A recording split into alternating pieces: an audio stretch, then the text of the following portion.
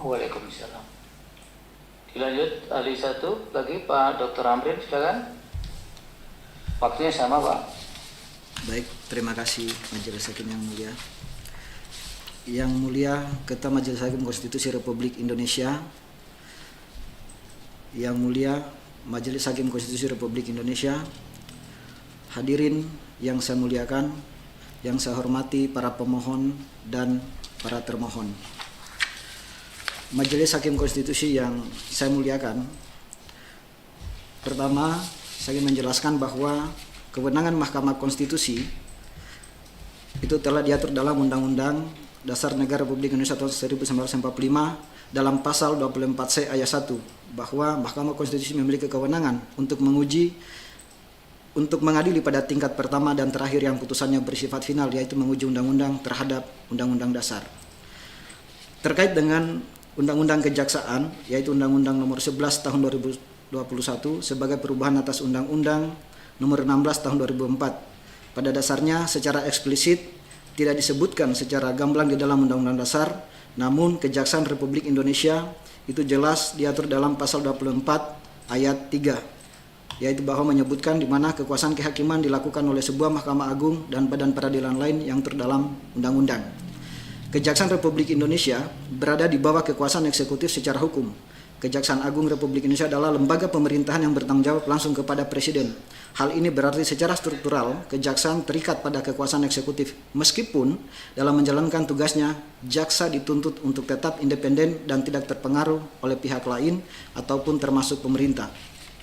Majelis Hakim yang mulia, terkait pasal yang diujikan oleh para pemohon, yang pertama adalah terkait dengan pasal 8 ayat 5 Undang-Undang Nomor 11 Tahun 2021 sebagai perubahan atas Undang-Undang Nomor 16 Tahun 2004 tentang Kejaksaan Republik Indonesia yang berbunyi dalam melaksanakan tugas dan wewenangnya pemanggilan, pemeriksaan, penggeledahan, penangkapan dan penahanan terhadap jaksa hanya dapat dilakukan atas izin Jaksa Agung. Bahwa ketentuan pasal 8 ayat 5 Undang-Undang Kejaksaan memberikan hak imunitas kepada jaksa dalam menjalankan tugas dan wewenangnya, seperti pemanggilan, pemeriksaan, penggeledahan, penangkapan dan penahanan terhadap jaksa hanya dapat dilakukan atas izin Jaksa Agung.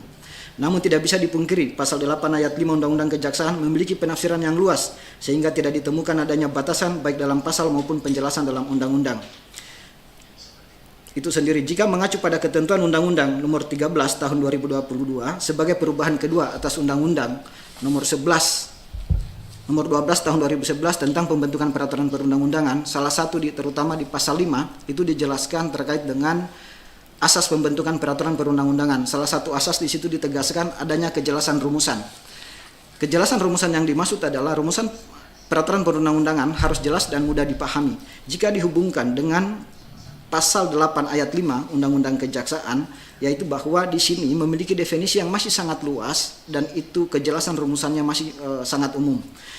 Kita tahu bersama bahwa kejelasan rumusan dalam peraturan perundang-undangan itu memiliki dua aspek. Yang pertama adalah aspek formil, yang kedua adalah aspek material.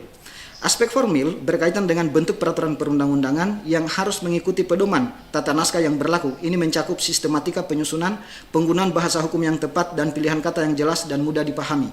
Aspek material yang berkaitan dengan isi peraturan perundang-undangan. Peraturan tersebut tidak boleh bertentangan dengan peraturan yang lebih tinggi, kepentingan umum, dan nilai-nilai Pancasila. Pada dasarnya, ketika melihat bahwa ketidakjelasan rumusan, itu kita melihat pada pasal 8 ayat 5. Pasal 8 ayat 5 ini, kalau saya jelaskan sebagai ahli, maka saya akan menerangkan terkait dengan terutama kecenderungan penafsiran terhadap pasal 8 ayat 5 ini masih sangat luas. Kemudian yang kedua adalah di sini masih melahirkan multitafsir dan masing-masing pihak bisa saja menafsirkan akan berbeda. Majelis Hakim Konstitusi yang mulia, selanjutnya terkait dengan mengacu pada asas kejelasan rumusan tadi, misalnya di mana peraturan perundang-undangan harus dirumuskan secara jelas, mudah dipahami dan tidak menimbulkan multitafsir. Yang kita khawatirkan jangan sampai di dalam Undang-Undang Kejaksaan di pasal 8 ayat 5 ini adalah hak imunitas akan membawa pada hak impunitas. Kalau kita mengacu pada pendapat Prof. Edi Saris berpandangan bahwa terdapat bahaya di balik hadirnya hak imunitas didasarkan pada dua. Yang pertama adalah imunitas yang dimiliki seseorang membawa kecenderungan kepada orang tersebut untuk melakukan kejahatan. Yang kedua, Imunitas yang berarti mengundang pelaku untuk melakukan kejahatan yang lebih besar. Artinya, kalau mengacu kepada pasal 8 ayat 5, ini masih dikhawatirkan adanya penjelasan yang sangat luas sehingga menyebabkan kekebalan ataupun hak imunitas yang dimiliki oleh kejaksaan itu begitu besar. Kemudian selanjutnya yang mulia di pasal 11 A ayat 1 dan 2 yang berbunyi bahwa ayat 1, jaksa dapat ditugaskan untuk menduduki atau mengisi jabatan di luar institusi kejaksaan pada perwakilan Republik Indonesia di luar negeri, dalam organisasi internasional, dalam organisasi profesional internasional, atau pada penguasaan lainnya. Pelaksanaan tugas jaksa sebagaimana dimaksud pada ayat 1 dapat dilaksanakan dengan rangkap jabatan sepanjang terkait dengan kompetensi dan kewenangan jaksa. Mengutip pendapat Prof. Jimli Yasidiki, salah satu materi muatan atau bidang yang diatur dalam Undang-Undang Dasar 45 adalah mengenai kekuasaan kehakiman. Sejalan dengan ketentuan tersebut, maka salah satu prinsip penting dari negara hukum adalah adanya jaminan penyelenggaraan kekuasaan kehakiman yang merdeka, bebas pengaruh, dan kekuasaan lainnya untuk menyelenggarakan peradilan guna menegakkan hukum dan keadilan. Sebagaimana kita tahu bersama bahwa di dalam pasal 24 Undang-Undang Dasar bahwa kekuasaan kehakiman itu adalah merdeka dalam menegakkan hukum dan keadilan. Ketika kejaksaan di sini adalah rangkap jabatan, dikhawatirkan adalah maka terjadi adanya kekuasaan yang double dan itu berdampak pada penegakan hukum. Jimli Yasidiki, pembagian kekuasaan negara ke dalam lembaga-lembaga negara juga sejalan dengan logika demokrasi yang menghendaki diferensiasi peran antar lembaga negara dan situasi saling mengawasi antar lembaga guna menghindari pemusahatan dan penyalahgunaan kekuasaan. Pengaturan dan pembatasan kekuasaan itu juga menjadi ciri konstitusionalisme dan juga merupakan tugas dari konstitusi sehingga memungkinkan kesewenang-wenangan kekuasaan dapat dikendalikan. Jadi pendapat Prof. Jimli dia katakan bahwa di dalam negara hukum ataupun di dalam teori konstitusionalisme ditegaskan bahwa pada dasarnya pembatasan kekuasaan itu diarahkan dalam rangka membatasi kesewenang-wenangan ataupun kekuasaan dapat dikendalikan. Kemudian kekuasaan kehakiman sejak awal kemerdekaan diniatkan sebagai cabang kekuasaan yang terpisah dari lembaga-lembaga politik seperti legislatif dan presiden serta memiliki hak untuk menguji yakni hak menguji formil. Di sini ditegaskan bahwa pada dasarnya pemisahan kekuasaan itu ditugaskan agar masing-masing lembaga dapat bekerja sesuai dengan kewenangan masing-masing. Ketika misalnya jaksa menduduki lembaga di luar lembaga kekuasaan kehakiman, dikhawatirkan nanti berdampak pada melebihi kewenangannya dan juga bertindak nanti bisa terpengaruh terhadap posisi-posisi penegakan hukum. Kemudian terkait dengan yang mulia Hakim Konstitusi, ketiga terkait dengan pengujian atas pasal 30B huruf A Undang-Undang Nomor 11 Tahun 2021 tentang perubahan atas Undang-Undang Nomor 16 Tahun 2004 tentang Kejaksaan Republik Indonesia yang berbunyi dalam bidang intelijen penegakan hukum kejaksaan wewenang menyelenggarakan fungsi penyidikan, pengamatan dan penggalangan untuk kepentingan penegakan hukum. Sebagaimana kita tahu bersama, selama ini yang punya kewenangan dalam hal intelijen adalah BAIS, Badan Strategi Intelijen, atau ada juga BIN, Badan Intelijen Negara.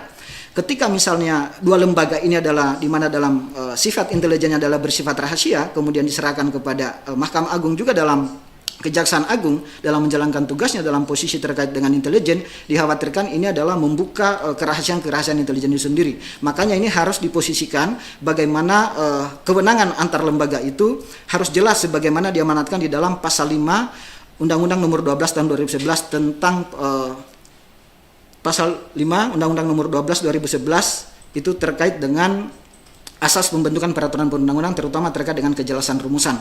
Karena memang kejelasan rumusan ini menjadi hal penting di dalam pembentukan peraturan perundang-undangan. Karena saya melihat sebagai ahli, saya melihat bahwa Undang-Undang tentang Kejaksaan Nomor 11 Tahun 2021 itu masih sangat luas terutama di pasal 8. Penjelasannya di pasal 8 ayat 5, di pasal 11A, di pasal 30B maupun di pasal 35 ayat 1 huruf E dan huruf G. Kenapa saya katakan demikian? Karena memang belum adanya batasan konkret ataupun kejelasan yang konkret terkait dengan bagaimana mekanisme ataupun kewenangan yang diberikan kepada lembaga-lembaga terutama di lembaga kejaksaan. Misalnya tadi di pasal 8. Di pasal 8 itu kalau kita hubungkan dengan kejelasan rumusan dan huruf G, itu masih sangat luas. Karena memang tidak ada batasan konkret yang berbicara misalnya karena kita tahu hari-hari jaksa itu melekat kewenangannya, melekat dia punya pekerjaan. Ketika misalnya dalam melakukan menjalankan pekerjaan kemudian melakukan pelanggaran misalnya, harus kita izin kepada Jaksa Agung, batasannya seperti apa, pelanggaran yang seperti apa, kemudian batasan menjalankan tugasnya seperti apa. Ini tidak jelas di dalam undang-undang kejaksaan itu sendiri, sehingga ini dikhawatirkan akan menimbulkan multitafsir. Maka diinginkan adalah adanya perubahan daripada harapannya undang-undang kejaksaan ini tidak menjadi super power, tetapi bisa sama kedudukannya semua warga negara, termasuk juga adalah kejaksaan itu sendiri dalam rangka mencapai yang namanya equality before the law. Jadi itu yang mulia yang saya bisa sampaikan. Assalamualaikum warahmatullahi wabarakatuh. Waalaikumsalam. Dari pemohon 15 ada pertanyaan untuk ahlinya. Izin yang mulia, udah cukup yang mulia. Cukup ya. Ada yang mulia. Dari kuasa presiden Ada yang mulia. ada, silakan. Terima kasih yang mulia. Kepada kedua ahli ya, karena saya tangkap intinya apa yang disampaikan oleh kedua ahli sama. Yang pertama terkait pasal 8 imunitas jaksa. Tadi saya menangkap bahwa kedua ahli intinya setuju terkait adanya imunitas perlindungan terhadap jaksa. Cuma yang saya tangkap juga kedua ahli ini mencoba untuk membedakan sebatas mana pada saat jaksa sebagai jabatannya atau tidak dalam melakukan pemeriksaan. Yang mau saya tanyakan, menurut ahli, bagaimana cara membedakan kapasitas pada saat melaksanakan jabatannya jaksa atau tidak, kalau tidak menggunakan mekanisme izin kepada Jaksa Agung, supaya tahu bahwa dengan izin itu melihat kapasitasnya apakah dia melaksanakan sebagai jaksa atau tidak. Kalau tidak ada surat izin, bagaimana menurut ahli untuk membedakan kapasitas jaksa saat melaksanakan tugas atau tidak? Kemudian terkait rangkap jabatan, penugasan jabatan, menurut kedua ahli dikhawatirkan ada intervensi. Yang ingin saya tanyakan, apakah para ahli ini sudah pernah melakukan riset? Apakah pernah ada jaksa yang ditugaskan di instansi luar itu telah melakukan intervensi? Karena di satu sisi Jaksa Agung sesuai dengan undang-undang selain sebagai penuntut umum juga sebagai jaksa pengacara negara. Dalam kapasitasnya sebagai pengacara negara, dia wajar untuk memberikan pertimbangan hukum kepada negara, kepada instansi pemerintah. Nah, menurut ahli, apakah pernah melakukan riset bahwa pernah ada jaksa yang melakukan intervensi seperti itu? Dihubungkan dengan apakah ahli pernah mengetahui bahwa undang-undang kejaksaan di situ selain menjadi penuntut umum sebagai jaksa pengacara negara. Kemudian terkait intelijen, maaf, ada 4 ahli karena terkait tadi 4 pembahasan. Singkat-singkat saja. Terkait intelijen, apakah para ahli juga melihat terkait undang-undang intelijen negara, di mana intelijen negara salah satunya ada intelijen penegakan hukum. Di situ menerangkan bahwa untuk menunjang penuntutan dan eksekusi, jaksa bisa melakukan intelijen. Itu. Kemudian terkait advokat general intervensi. Tadi para ahli juga menjelaskan tentang dikhawatirkan intervensi. Apakah ahli juga sudah melihat sejarah bagaimana bentuk pertimbangan tesis kepada Mahkamah Agung? Karena dilihat dari Undang-Undang Mahkamah Agung pasal 44 ada itu ketentuan bahwa Jaksa Agung bisa memberikan pertimbangan tesis. Gimana itu? Apakah sejarahnya pernah dilihat oleh para ahli terkait jaksa dalam memberikan pertimbangan tesis? Dan intervensi, kalau memang para ahli menganggap itu intervensi, apakah pernah ada bentuk intervensi terkait pertimbangan tesis tersebut? Terima kasih. Dari Majelis Hakim ada pertanyaan? Cukup, silakan Pak Safat, jawab singkat-singkat Pak. Siap yang mulia. Terima kasih atas pertanyaannya. Ada 4 pertanyaan dari kuasa presiden. Yang pertama, bagaimana cara membedakan jaksa melakukan tugasnya dengan tidak melakukan tugasnya. Saya kira ada tiga cara yang bisa dilakukan. Yang pertama, bagaimana tata cara permohonan izinnya itu diatur.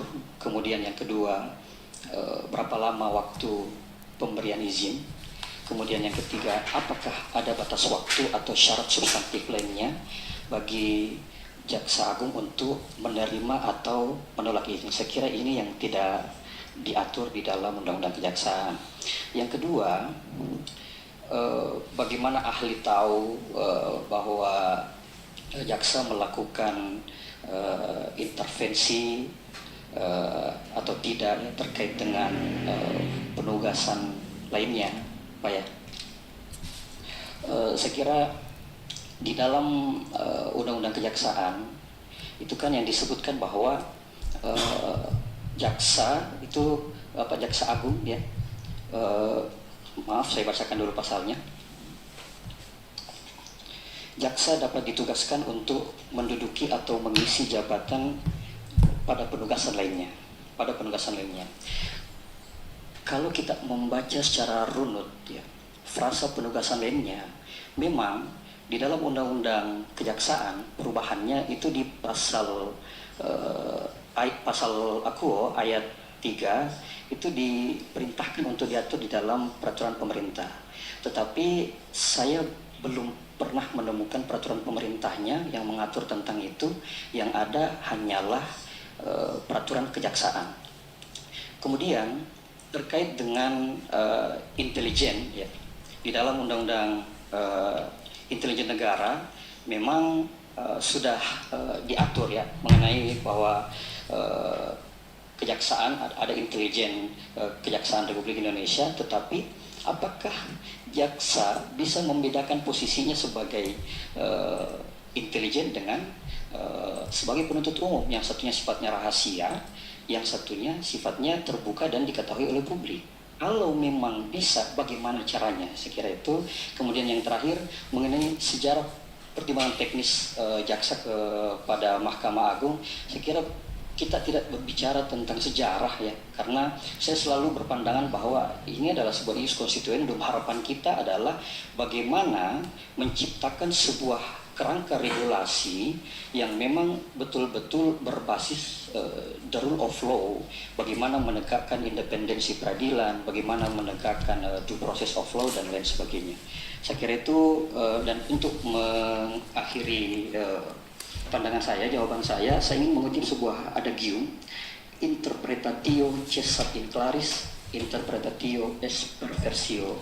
Jika teks atau redaksi undang-undang sudah jelas, maka tidak diperkenankan lagi menafsirkannya, karena penafsiran terhadap kata-kata yang jelas berarti penghancuran hukum. Dan saya kira mengenai frasa penugasan lainnya, pertimbangan teknisnya itu memang butuh penafsiran. Saya kira demikian, terima kasih. Baik, dari Pak Namrin silakan. Terima Tapi kasih. tadi apa yang belum dijawab ya, yang sudah riset atau belum tadi soal apakah penugasan di luar itu berpotensi intervensi tadi kan? Apakah para ahli sudah melakukan riset tentang itu? Belum dijawab itu. Belum, yang mulia. Apa jawabnya sekalian supaya nanti nggak balik lagi ke saudara? Mengenai risetnya, Ya, pernah riset tidak kok bisa mengatakan bahwa itu ada kecenderungan penugasan jaksa di luar institusinya itu bisa berpotensi intervensi. kekhawatiran yang mulia. Kekhawatiran ya. Kekhawatiran. Jadi belum Kekhawatiran. bilang saja belum. Ya, siap. Silakan Pak Brim. Baik, terima kasih yang mulia, para pemohon dan termohon yang saya hormati. Yang pertama adalah bagaimana caranya membedakan batasan dalam menjalankan tugas di kejaksaan. Yang pertama adalah di dalam pasal 8 ayat 5, kenapa tadi saya sampaikan masih secara umum, belum memiliki kejelasan rumusan yang bisa dipahami dengan baik, yaitu ada beberapa poin yang ingin saya sampaikan. Adalah yang pertama, misalnya ketika dalam menjalankan tugas itu seperti apa, tugas yang dilakukan itu seperti apa, supaya nanti batasannya itu jelas. Kemudian yang kedua adalah ketika melakukan misalnya melakukan kejahatan ataupun melakukan pelanggaran oleh kejaksaan, oleh lembaga kejaksaan, misalnya kira-kira jangka waktunya berapa lama ketika izin sama jaksa. Karena memang jangan sampai ketika ada pelanggaran, kalau misalnya itu tidak ada batas waktu yang ditentukan atas izinnya, maka ini kan tidak ada kepastian hukum yang dikhawatirkan. Itu yang ingin saya sampaikan. Kemudian yang kedua, terkait dengan riset. Jadi riset selama ini, mohon maaf Yang Mulia, saya juga belum melakukan riset terkait dengan pembatasan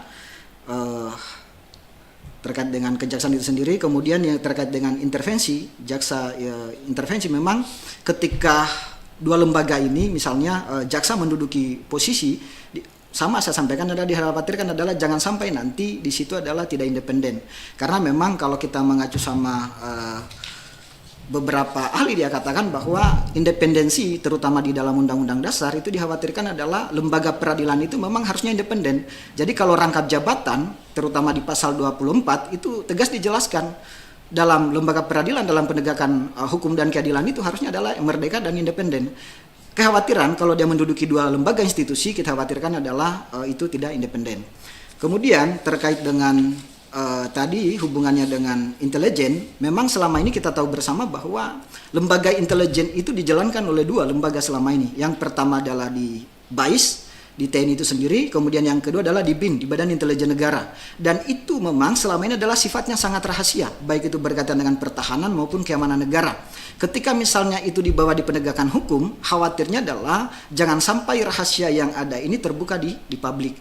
Namun harusnya adalah ada batasan juga, misalnya terkait penegakan hukumnya, itu dari segi mana pembatasannya, supaya nanti lembaga kejaksaan juga bekerjanya ada batasan ataupun prosedur-prosedur demi penegakan hukum untuk mencapai kepastian dan keadilan. Mungkin dari saya secara singkat, Yang Mulia, terima kasih. Baik, terima kasih Pak Amrin.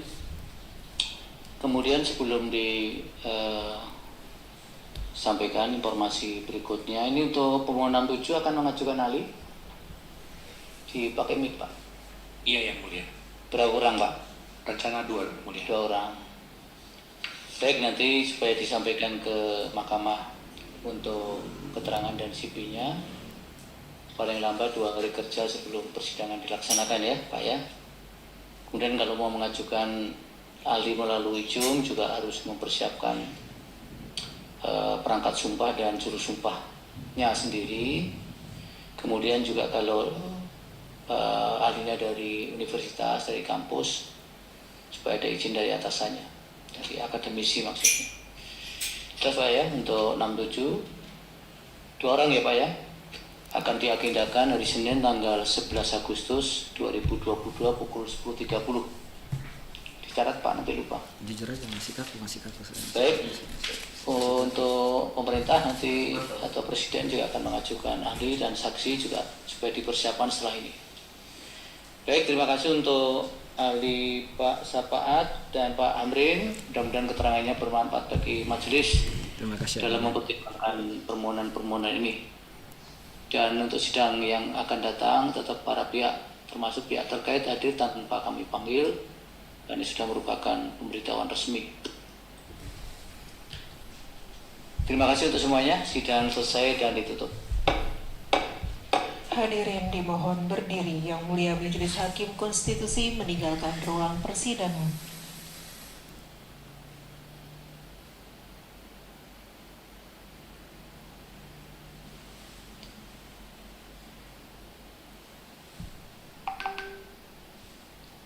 Hadirin disilakan duduk kembali. Hadirin yang kami hormati, demikianlah persidangan hari Senin tanggal 4 Agustus 2025 untuk perkara nomor 9, 15 dan 67 /PUU _23 Romawi _2025 telah selesai. Sidang lanjutan akan dilaksanakan pada hari Senin 11 Agustus 2025 pukul 10.30 WIB. Sidang berikutnya akan dilaksanakan pada pukul 15.30 WIB untuk perkara nomor 113 /PUU _23 Romawi _2025. Terima kasih, selamat siang.